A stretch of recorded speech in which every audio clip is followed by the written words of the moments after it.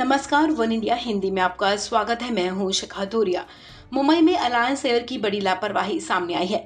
दरअसल मुंबई से गुजरात के भुज जा रही अलायंस एयर की फ्लाइट रनवे पर गंभीर तौर से दुर्घटनाग्रस्त होने से बाल बाल बची। बताया जा रहा है कि फ्लाइट ने बिना इंजन कवर के उड़ान भरी थी। ये दुर्घटना मुंबई से उड़ान भरने वाली अलायंस एयर ATR 72 एयरक्राफ्ट के साथ हुई। विमान में उड़ान के समय 70 लोग सवार थे, जिनमें 4 क्रू मेंबर और एक एयरक्राफ्ट मेंटेनेंस इंजीनियर भी था। अलायंस एयर की फ्लाइट ने बुधवार सुबह मुंबई एयरपोर्ट से अपने इंजन कवर के बिना ही उड़ान भरी। दरअसल इंजन कवर टेक ऑफ के दौरान रनवे पर गिर गया था। टेक ऑफ के दौरान कवर गिर जाने के बाद फ्लाइट का इंजन साफ तौर से दिखने भी लगा था। हालांकि बिना किसी नुकसान के फ्लाइट मुंबई से भुज सुरक्षित पहुंच गई थी। वहीं अब इस मामले की जांच भी शुरू हो गई है। फ्लाइट ने सुबह 6:30 बजे मुंबई से उड़ान भरी थी। मुंबई एयरपोर्ट के सूत्र के हवाले से न्यूज एजेंसी NI ने बताया कि अलायंस एयर मुंबई से भुज के लिए उड़ान भरने वाली थी, जबकि विमान का इंजन कवर रनवे पर गिर गया और बिना इंजन कवर के ही उड़ गया। वहीं DGCA के एक अधिकारी ने NI को बताया कि फ्लाइट भुज एयरपोर्ट पर सुरक्षित उतर गई है और एयरलाइंस के खिलाफ जांच शुरू हो गई है। समाचार एजेंसी NI ने बताया कि ATR 72-600 एयरक्राफ्ट VTRKJ मुंबई से भुज जा रहा था, तभी इंजन का कवर बॉडी से अलग हो गया और रनवे पर गिर गया। इस मामले में अधिकारियों का कहना है कि खराब रखरखाव के कारण हो सकता है कि दुर्घटना हुई हो। Aviation expert captain Amit Singh ने NI को बताया कि इंजन का कवर हटने की घटना तब होती है जब उसके लैच सही तरीके से बंद नहीं होते हैं। क्रू को फ्लाइट से पहले इसे देखना चाहिए था। कर्नाटक के स्कूलों में हिजाब को लेकर विवाद गर्माता ही जा रहा है। एक तरफ हिजाब पहनी छात्राएं हैं तो दूसरी तरफ इसका विरोध कर रहे भगवा गमछा पहने कुछ छात्र। वहीं अब ये मामला तूल पकड़ता जा रहा है, जहां भगवा गमछा पहने छात्रों के झुंड ने हिजाब पहनी छात्र को प्रताड़ित करने की कोशिश की और उसके सामने जय श्री राम के नारे लगाए, तो वहीं परेशान एक मुस्लिम छात्रा ने गुस्से में अल्लाहू अकबर का नारा लगाया, जिसका वीडियो भी सोशल मीडिया पर काफी वायरल हो रहा है।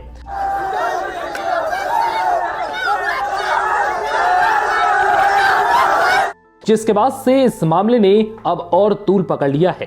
प्रदर्शनकारी छात्रों का कहना है कि जब तक मुस्लिम छात्राएं स्कूलों और कॉलेजों में हिजाब पहनकर आएंगी, तब तक वो भी भगवा गमछा पहनकर आएंगे। वहीं इस मामले पर बिहार के पूर्व मुख्यमंत्री और RJD सुप्रीमो लालू प्रसाद यादव का बयान भी सामने आया है। लालू प्रसाद यादव ने कहा है कि ये देश गृह युद्ध की तरफ बढ़ रहा है।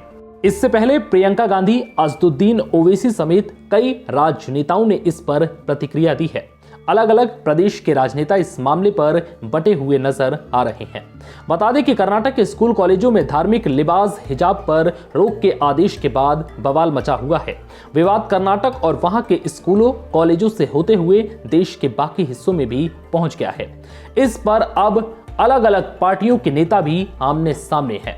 दिल्ली, मुंबई में भी विरोध प्रदर्शन हो रहे हैं। इस बीच प्रियंका गांधी, असदुद्दीन ओवैसी, मोहसिन रजा, केशव प्रसाद मौर्य, VK सिंह समेत कई नेताओं ने इस पर बयान भी दिए। हिजाब को लेकर प्रियंका गांधी ने मुस्लिम लड़कियों का समर्थन किया, तो ओवैसी ने कहा कि इस मुद्दे से नफरत फैलाई जा रही है। वहीं BJP ने कानून और ड्रेस कोड का हवाला देकर हिजाब को गलत बताया। हाल ही में कर्नाटक सरकार ने राज्य में धारा 133 लागू कर दी है। इस वजह से अब सभी स्कूल कॉलेज में यूनिफॉर्म को अनिवार्य कर दिया गया है। इसके तहत सरकारी स्कूल और कॉलेज में तय यूनिफॉर्म पहने ही जाएगी। प्राइवेट स्कूल भी अपनी खुद की एक यूनिफॉर्म चुन सकते हैं। बता दें कि विवाद पिछले महीने जनवरी में तब शुरू हुआ था, जब उडुपी के एक सरकारी कॉलेज में 6 छात्राओं ने हिजाब पहनकर कॉलेज में एंट्री ली थी। विवाद इस बात को लेकर था कि कॉलेज प्रशासन ने छात्राओं को हिजाब पहनने के लिए मना किया था, लेकिन वो फिर भी पहनकर आ गई थी। उस विवाद के बाद से दूसरे कॉलेजों में भी हिजाब को लेकर बवाल शुरू हो गया। यूपी विधानसभा चुनाव को लेकर बीजेपी और समाजवादी पार्टी के बाद अब कांग्रेस ने अपना मैनिफेस्टो जारी कर दिया है। कांग्रेस ने अपने घोषणा पत्र को उन्नति विधान नाम दिया है, जिसमें किसानों की कर्ज माफी, महिलाओं को नौकरी में आरक्षण, बिजली बिल हाफ समेत कई बड़े वादे किए गए हैं। बता दें कि प्रियंका ने यूपी में पहले चरण की वोटिंग से एक दिन पहले ही अपना घोषणा पत्र जारी किया है। आइए जानते हैं प्रियंका ने अपने घोषणा पत्र में क्या बड़े वादे किए हैं। कांग्रेस ने घोषणा पत्र में वादा किया है कि सरकार बनने के 10 दिनों के अंदर किसानों का कर्ज माफ किया जाएगा। 2500 में गेहूं और धान और 400 में गन्ना खरीदा जाएगा। बिजली बिल हाफ किया जाएगा। कोरोना में जिसका बकाया है उसे माफ करेंगे। जिसको कोरोना में आर्थिक मार मिली उस परिवार को 25,000 रुपए दिए जाएंगे। बीमारी होने पर सरकार की तरफ से 10 लाख रुपए तक का मुफ्त इलाज मिलेगा। आवारा पशुओं से प्रभावित लोगों को 3,000 रुपए का मुआवजा दिया जाएगा। 20 लाख सरकारी नौकरियां दी जाएंगी। 40% महिलाओं को नौकरी में आरक्षण दिया जाएगा। शिक्षकों के 2 लाख खाली पदों को भरा जाएगा। श्रमिकों और कर्मचारियों के लिए आउटसोर्सिंग बंद की जाएगी। सफाई कर्मियों को नियमित किया जाएगा। नियमित करने से मानदेय सम्मानजनक बन जाएगा। झुग्गी वाली जमीन आपके नाम की जाएगी। ग्राम प्रधान का वेतन 6,000 रुपए प्रति माह बढ़ाया जाएगा। चौकीदार का वेतन 5,000 रुपए बढ़ाया जाएगा। जान गंवाने वाले कोरोना योद्धाओं को 50 लाख रुपए का मुआवजा दिया जाएगा। पत्रकारों के खिलाफ मुकदमों को खत्म किया जाएगा। SC/ST के छात्रों को KG से PG तक मुफ्त शिक्षा मिलेगी। OBC के लिए आरक्षण का सब कोटा बनाया जाएगा। निषादों को नदियों से संसाधनों पर अधिकार मिलेगा। कारीगरों और बुनकरों के लिए विधान परिषद में एक आरक्षित सीट मिलेगी। दिव्यांगों की पेंशन प्रतिमाह 6,000 रुपए की जाएगी। महिला पुलिसकर्मियों को उनके गृहनगर में पोस्टिंग दी जाएगी। बता दें कि उत्तर प्रदेश में 10 फरवरी से 7 मार्च तक 7 चरणों में चुनाव होंगे और 10 मार्च को नतीजे आएंगे। हैदराबाद में स्थापित की गई संत रामानुजाचार्य की प्रतिमा स्टैचू ऑफ इक्वलिटी को लेकर अब राहुल गांधी ने पीएम मोदी पर निशाना साधा है। राहुल ने ट्वीट कर लिखा, statue of equality made in China है और न्यू इंडिया चाइना पर निर्भर है। पीएम मोदी ने शनिवार को 11वीं सदी के वैष्णव संत श्री रामानुजाचार्य की स्मृति में यहां 216 फुट ऊंची स्टैचू ऑफ इक्वलिटी प्रतिमा का अनावरण कर इसे राष्ट्र को समर्पित किया। अब इस प्रतिमा को लेकर कांग्रेस के नेता राहुल गांधी ने दावा किया कि यह प्रतिमा चीन में बनी है। हाल ही में आई एक रिपोर्ट में यह दावा किया गया था कि 135 करोड़ की लागत से यह प्रतिमा चीन की कंपनी एरोसन कॉरपोरेशन ने तैयार की है। राहुल गांधी ने अपने आरोपों में इसी रिपोर्ट का हवाला दिया है, जिसके बाद राहुल ने चीन को लेकर पीएम मोदी पर तंज कसा। रिपोर्ट के मुताबिक स्टैचू ऑफ इक्वलिटी का ठेका अगस्त 2015 में दिया गया था।